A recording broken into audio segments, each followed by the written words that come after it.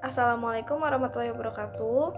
Perkenalkan, nama saya Farazira Azwa dari kelas 1 MA 14, Fakultas Ilmu Komunikasi, jurusan Ilmu Komunikasi. Tujuan saya membuat video ini itu untuk menganalisis dan memberikan atau menjelaskan pesan moral yang ada pada film Preman Pensiun The Movie. Sinetron Preman Pensiun The Movie itu makna preman dibangun secara berbeda.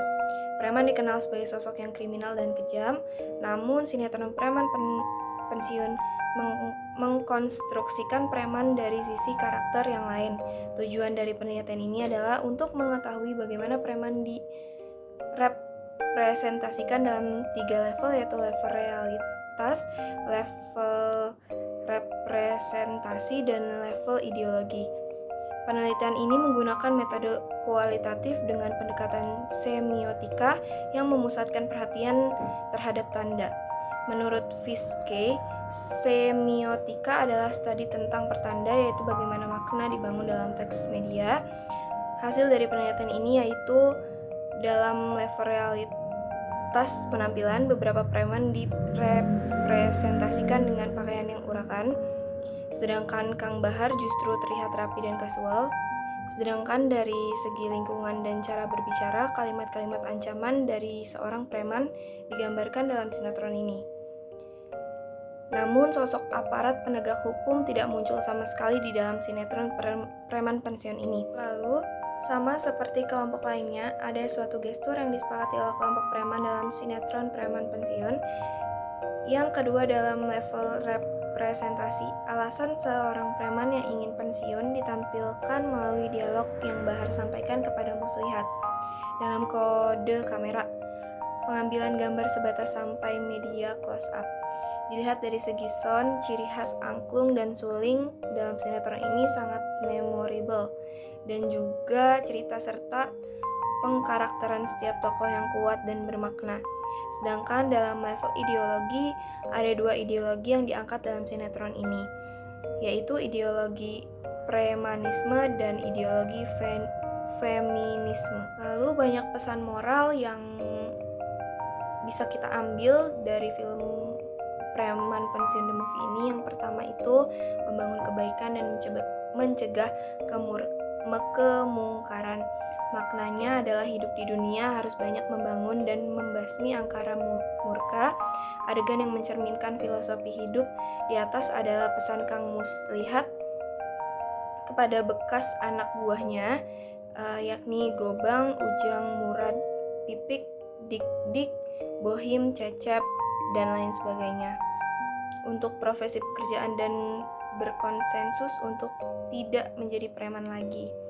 Nah, yang kedua itu pesan moralnya, perbuatan baik maupun buruk lambat laut itu akan terlihat.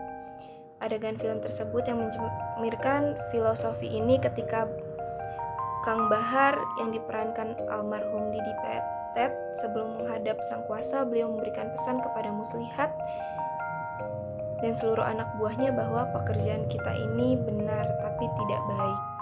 Dan ada adegan yang lainnya ketika Didik harus terbunuh ketika tidak komitmen dengan konsensus untuk tidak lagi menjadi preman di terminal. Dia mati ditikam pisau oleh Gobang yang merupakan kakak ipar Dayat lantaran menyewa Darman, salah satu preman di Pasar Baru, guna menghabisi Dayat karena kabur dari kasus sewa rental mobil. Dan pesan moral yang ketiga yaitu kebersamaan harus diutamakan. Adegan pada saat Kang Gobang atau wakilnya Kang Muslihat nih menelpon seluruh mantan anggota untuk kumpul guna diadakannya pesta kecil-kecilan. Nah, yang terakhir itu pesan moral yang keempat itu menerima pemberian dari Yang Maha Kuasa. Itu adegan ekspresi mimik muka Kang Mus yang menggerutu pasca pemaparan Ujang bahwa usaha kecimpringnya tuh perlahan tuh menurun omset penjualannya.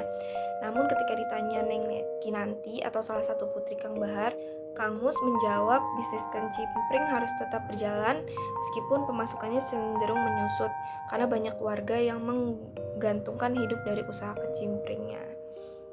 Nah, itu pesan moral yang bisa kita ambil dari film Preman Pensiun The Movie. Selanjutnya itu yang terakhir yang saya akan jelaskan itu ada kesimpulan yang saya ambil setelah menonton film Preman Pensiun The Movie itu. Dengan genre drama komedi, tentunya candaan menjadi unsur yang penting dalam Preman Pensiun.